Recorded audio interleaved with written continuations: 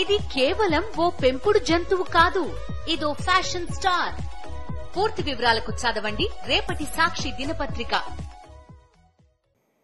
Remember one thing, భారత రాజ్యాంగం జోలికొస్తే నిన్న దళితులు ఢిల్లీలో ఒక బహిరంగ సభ జరిపాడు. దళితుల హక్కుల్ని రిజర్వేషన్ని బీజేపీ పార్టీ తీసేస్తుందంటే ఒక హెచ్చరిక ఢిల్లీలో జరిగింది.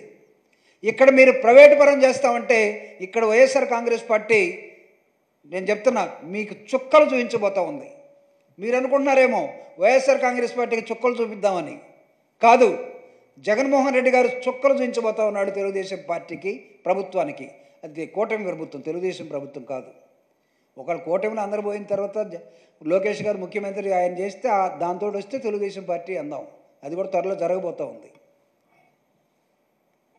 కాబట్టి వైఎస్ఆర్ కాంగ్రెస్ పార్టీ నుంచి రిక్వెస్ట్ కాదు, హెచ్చరిక ఏంటంటే తెలుగుదేశం పార్టీకి, అధినాయకుడికి, జగన్మోహన్ రెడ్డి గారిని ఇంకొకసారి నేరస్తుడు అని అంటే ఒప్పుకునేది లేదు. తిరుగుబాటు జరుగుతుంది. నేరస్తుడు కానటువంటి వ్యక్తితోటి నాకు సిగ్గేస్తుందంటే పడుకోమ్మా, మూలన పడుకో, రెస్ట్ తీసుకో, ఇంకోటి కానీ అప్పచెప్పు. అంత సిగ్గుపడుతూ రాజకీయాలు చేయాల్సిన కర్మ మీకేం పట్టింది? ఒకవేళ అన్నీ ఇప్పేసుకొని సిగ్గు లేకుండా తిరగాలంటే తిరగండి. బట్ ఆత్మగౌరవంతో నూతన సమాజ నిర్మాణం కోసం జగన్మోహన్ రెడ్డి గారు, వైఎస్ఆర్ కాంగ్రెస్ పార్టీ శ్రేణులు ఈ రాష్ట్ర అభివృద్ధి సంక్షేమం కోసం చేసే ప్రణాళికాబద్ధమైనటువంటి పోరాటాల్లో ప్రజలందరూ భాగస్వామ్యం అవుతారని చూసుకోండి. మీ మీద వచ్చినటువంటి వ్యతిరేకత 100 రోజుల్లో రోజుకి ఎంత మీ స్కేల్ డౌన్ అయిందో చూసుకోండి. ఈ బుడమేరు వరదను ఎట్ట కొలిసారో అట్ట కొలుసుకోవాలి మనం వ్యతిరేకత. ఎవరు చెప్పాడండి? డెలిగేషన్ ఆఫ్ పవర్స్ అనేవి తెలియకుండా ముఖ్యమంత్రిగా నేనే మొత్తం అన్నీ చేస్తానని పడవలో కలెక్టర్ని ఎక్కించుకొని, సిపిని ఎక్కించుకొని, సిఎస్ని ఎక్కించుకొని, మీరు ఫోటోగ్రాఫర్ని పెట్టుకొని పడవలో షికారు చేస్తామంటే ఇది అడ్మినిస్ట్రేషన్ అనుకోవాలా? Who said? Public administration is totally different subject. మీకు ఎవరికైనా తెలియపోతే రండి, నాతో డిస్కస్ చేయండి. What happened to the delegation of powers?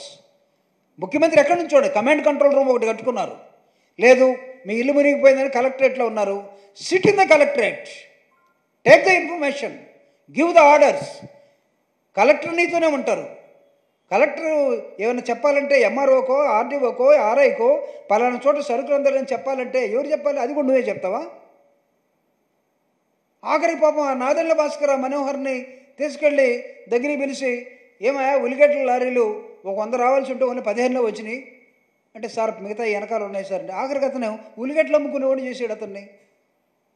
ఆ ఉల్లిగడ్డలు ఇంతకుముందు మా వాడు వాలంటీర్ పంచేవాడు అంటే, ఇప్పుడు నాదెండ్ల భాస్కర్ నీకు వాలంటీర్ లెవెల్ దిగిపోయాడా? ఇదే మీ కూటమిలో ఉన్నటువంటి భాగస్వామ్యం. ఆయన చేతులు కట్టుకొని సార్ సార్ అన్నాడు. వాళ్ళ నాన్న నాదెండ్ల ఆయన భాస్కరరావు గారు ఎన్నారో లేదో.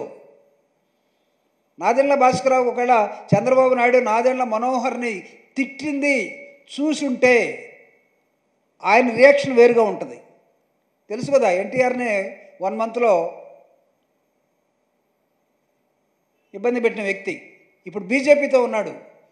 బీజేపీ దగ్గరికి పవన్ కళ్యాణ్ పంపించేసి, అబ్బాయి పవన్ కళ్యాణ్ నీ టీంలో ఉన్న మా కొడుకుని, మీ రెండో వ్యక్తిని అతను ఉల్లిగడ్డల దగ్గర ఇబ్బంది పెట్టాడు అంటే, నాదెండ్ల మనోహర్ అంటే అది ఏ మినిస్టర్ అయినా,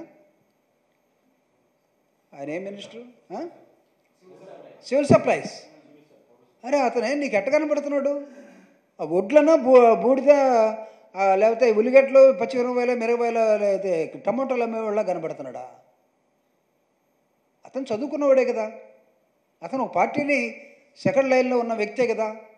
నువ్వు అంతమంది పట్టుకొని అంటే దాని అర్థం ఏంటంటే, మొన్న ఆయన కుప్పంలో ఒక మీటింగ్ పెట్టి కుప్పంలో చెప్తా ఉన్నాడు, అందరు రచ్చబండ కార్యక్రమం లాంటిది ఏదో ఒకటి పెట్టుకొని అందరిని లేపి పిచ్చి పిచ్చి వేషాలు వేస్తే తాట తీస్తా. 1995 ముఖ్యమంత్రిని చూస్తారు మీరు. అప్పుడేం చేసినట్టు 95లో ఎంప్లాయీస్ మొత్తాన్ని మా ఊరు కరెంట్ రాలేదు సార్ నిన్నంతా ఎవడో చెప్తే ఒకడు వాళ్ళ కార్యకర్త ఎవడున్నాడు, ఏ ఉన్నాడా, డి ఉన్నాడా, స్టాండప్ ఏమనుకుంటున్నాను, నిన్న కరెంట్ లేదంటే తాట తీస్తా. తర్వాత ఏమైంది? ఈయన తాట వాళ్ళు తీశారు. ఇప్పుడు 1995 ముఖ్యమంత్రిగా 2024లో ఒక రోబోలాగా పనిచేస్తూ జగన్మోహన్ రెడ్డి గారిని నేరస్తుడితో రాజకీయాలు చేయాలంటే ఐ థింక్ ఇది చాలా పెద్ద పదం. నేను మీకు ఆ లెవెల్లో అర్థమయ్యేటట్టు చెప్తున్నాను లేదో నాకు తెలియదు, కానీ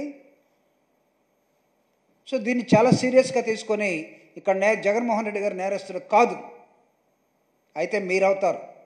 మీ వల్ల 60 మంది చనిపోయారు. ఇక్కడ లాస్ట్ టైం మీరు వచ్చినప్పుడు అక్కడ గోదావరిలో చాలామంది చనిపోయారు. ఎవడు ప్రజల్ని రక్షించాలని పోయి భక్షించాడో వాడు నేరస్తుడు అవుతాడు. ప్రతిపక్ష పార్టీ నాయకుడిని ఇష్టం వచ్చినట్టు మాట్లాడాలని లేకపోతే చులకన చేయాలని చూస్తే ఊరుకోవడానికి సిద్ధంగా లేదు వైఎస్ఆర్ కాంగ్రెస్ పార్టీ. కాబట్టి దారని చెప్తా ఉన్నాం. ఒళ్ళు జాగ్రత్త దగ్గర పెట్టుకొని మాట్లాడమని కూడా హెచ్చరిస్తూ ఉన్నాం. Thank you very much.